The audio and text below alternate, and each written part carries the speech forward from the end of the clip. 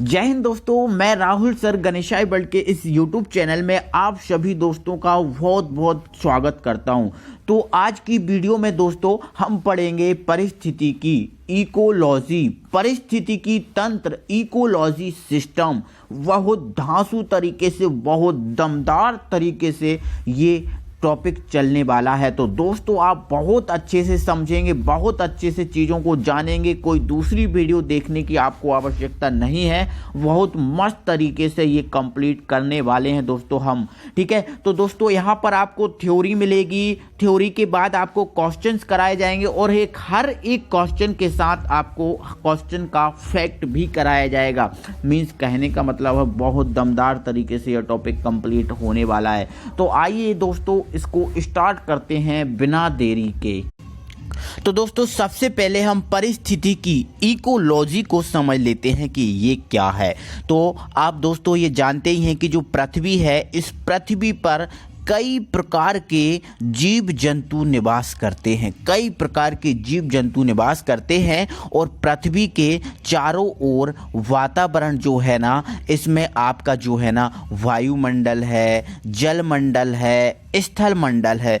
तो कई टाइप के मंडल हैं। मीन्स कहें हम वातावरण, क्या कहें बेटा, हम वातावरण कहें। तो आपको दोस्तों मैं बता दे रहा हूँ, पृथ्वी पर निवास करने वाले जीव जंतुओं का, पृथ्वी पर निवास करने वाले जीव जंतुओं का वातावरण के साथ जो संबंध होता है, उस संबंध को ही हम बोलते हैं इकोलॉजी।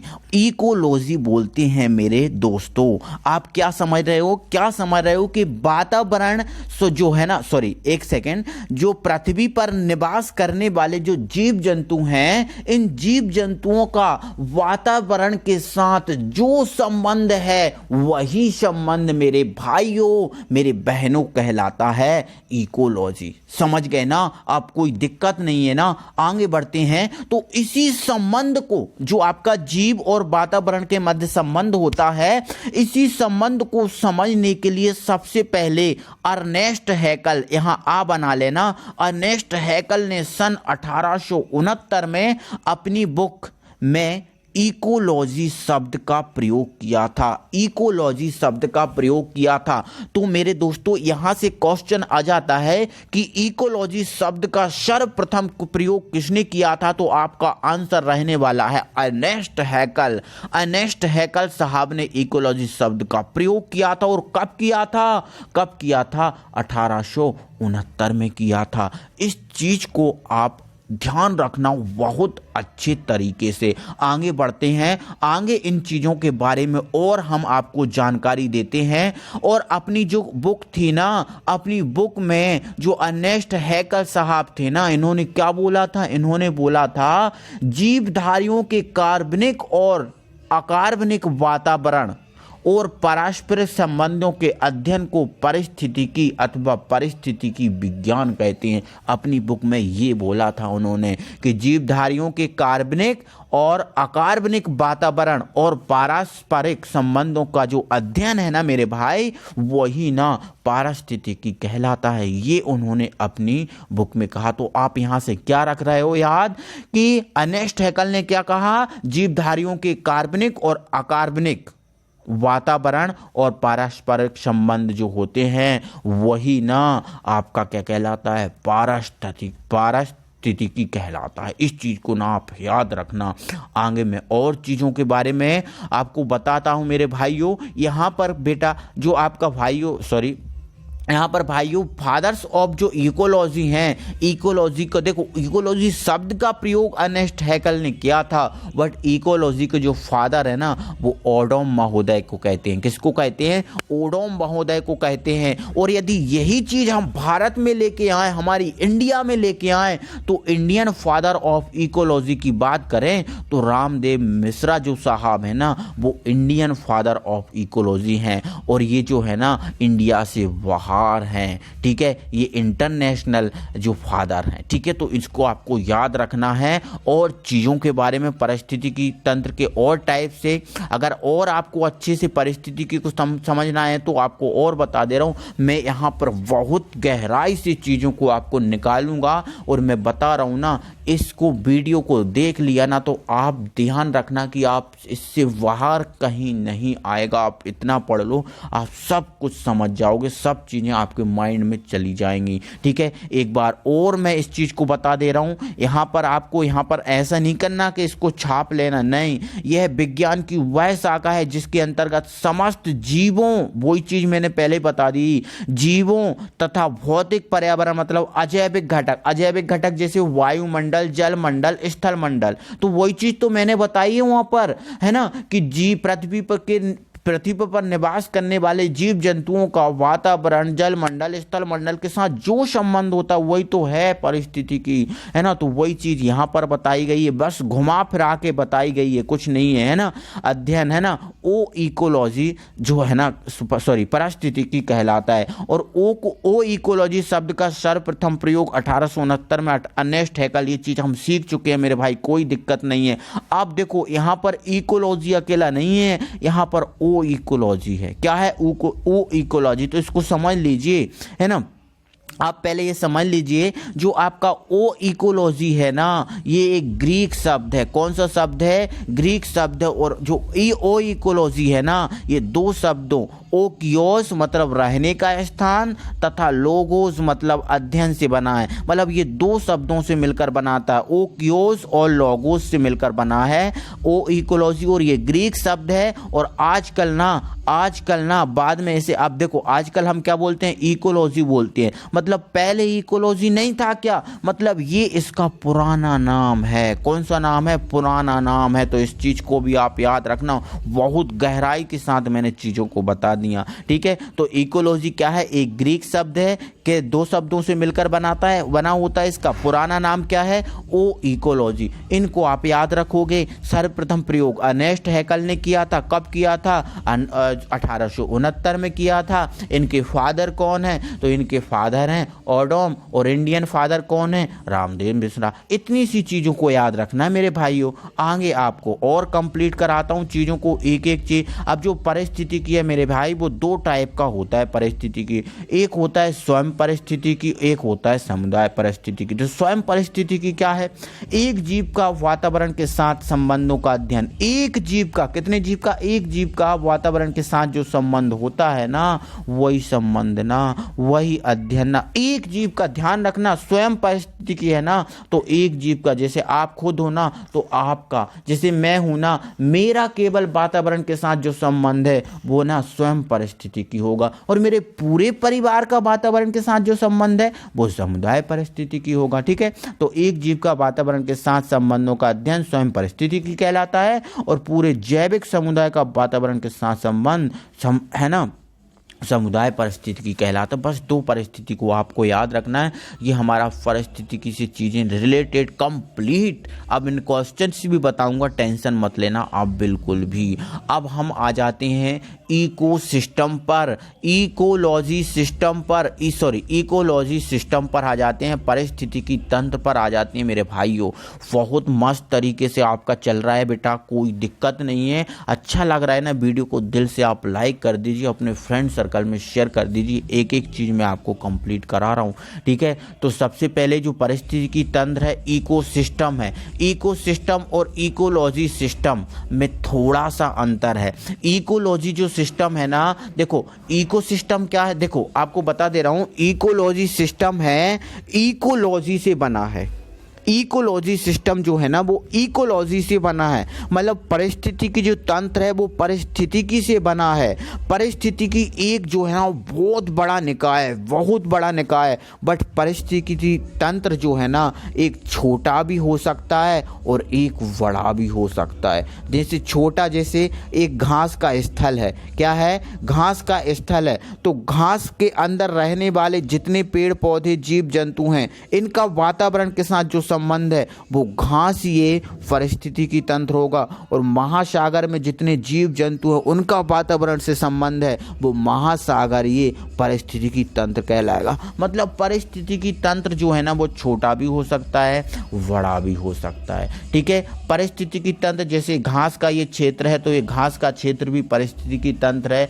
कैसे? क्योंकि इसके अंदर भी जीव जंतु निवास करते हैं, तो उन जीव जंतुओं का वातावरण के साथ संबंध है वो भी आपका है ना, तो पारिस्थितिकी तंत्र होगा। बट वो घासीय पारिस्थितिकी तंत्र होगा। यदि वन का, जो वन में पेड़ पौधे निवास कर रहे हैं, जीव जंतु निवास कर रहे हैं, उस वन का वातावरण के साथ कोई संबंध है तो वो वनीय पारिस्थितिकी तंत्र कहलाएगा। कोई मरुस्थल में जीव जंतु निवास कर रहे हैं, उनका जो वातावरण से संबंध है वो आपका वनीय पारिस्थितिकी तंत्र कहलाता है। इसलिए टाइप से पारिस्थितिकी तंत्र ना कई टाइप के होते हैं, जो पारिस्थितिकी का ही एक भाग है पारिस्थितिकी तंत्र। ठीक है, तो आपको बता देता हूं जो पारिस्थितिकी तंत्र है इसका सबसे पहले जो प्रयोग किया था वो एजी टांसले, सॉरी यहाँ पर मिस्टेक हो गई है, यहाँ पर है टांसले।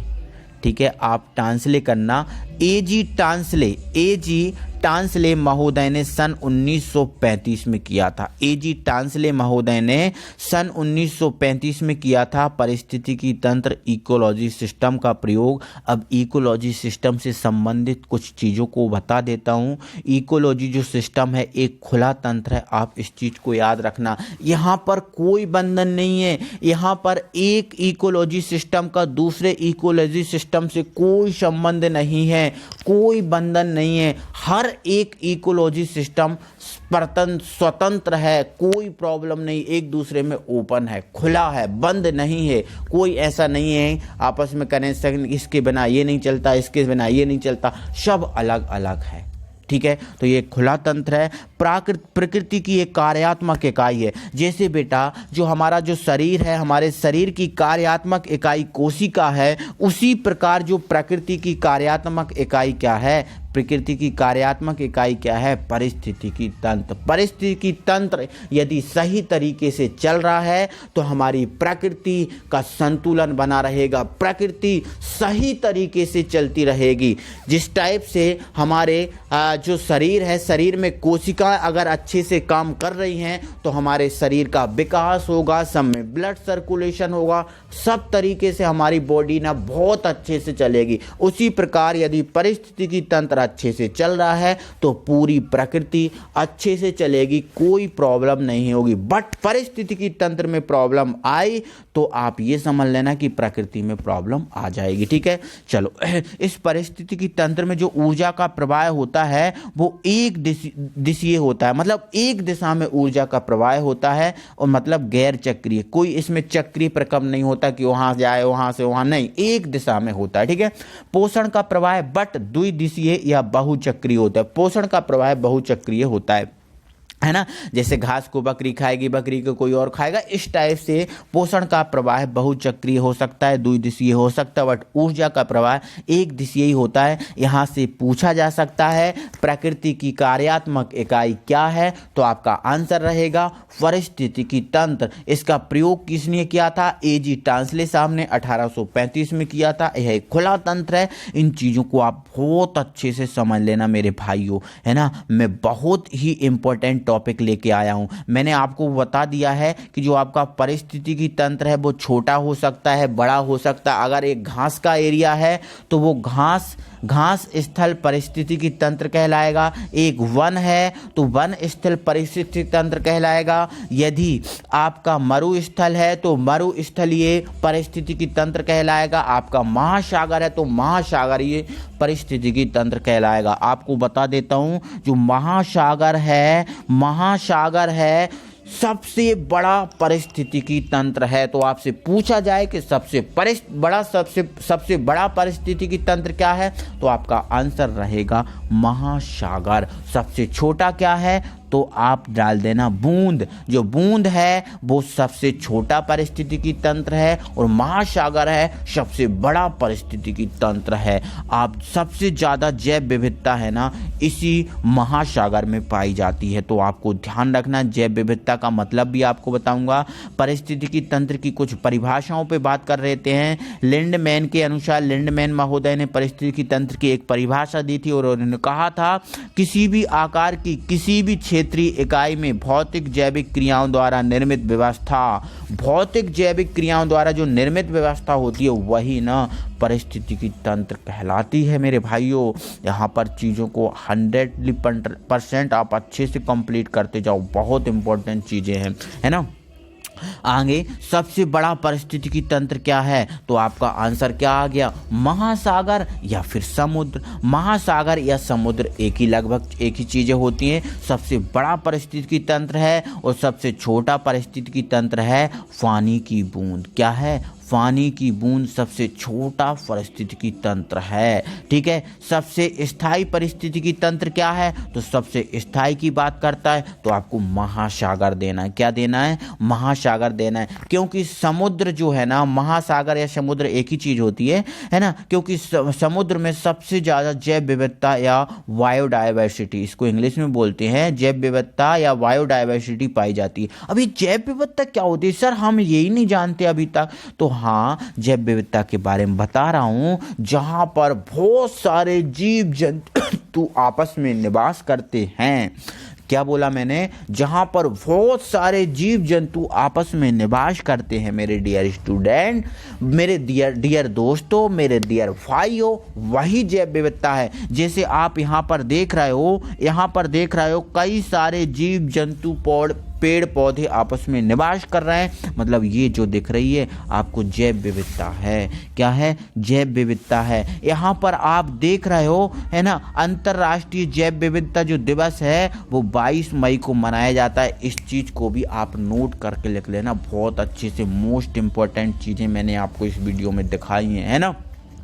तो अंतर्राष्ट्रीय जैव विविधता दिवस कब मनाई जाती है, 22 मई को मनाई जाती है। ठीक है, जैव विविधता क्या होती है, जहां पर बहुत सारे जीव जंतु आपस में साथ साथ मिलकर निवास करते हैं। तो इन चीज़ों को आप बहुत अच्छे से याद रख रहे हो। आई होप आप नहीं भूल रहे हो, एक एक चीज़ को आप कंप्लीट करोगे अच्छे से। ठीक है, अब यदि दोस्तों मेरे आपसे यदि पूछ लिया जाता है कि झील, है ना, यहाँ पर नदियाँ हैं, झील नदियाँ तथा समुद्र आते हैं। जो झील नदियाँ और जो समुद्र हैं वो कौन से परितंत्र में आते हैं, कौन से पारिस्थितिकी तंत्र में आते हैं, तो आपका आंसर ये हो जाएगा जलीय पारिस्थितिकी तंत्र। जलीय पारिस्थितिकी जो तंत्र है उसमें झील, है ना, नदियाँ तथा समुद्र आते हैं। इसको आपको याद रखना है। अब यदि इस टाइप से अगर पूछ लिया जाए कि घास स्थल, वन तथा मरुस्थल किसके उदाहरण हैं, तो आप कहाँ, ये जो घास स्थल है, वन स्थल है, मरुस्थल, ये कहाँ होते हैं,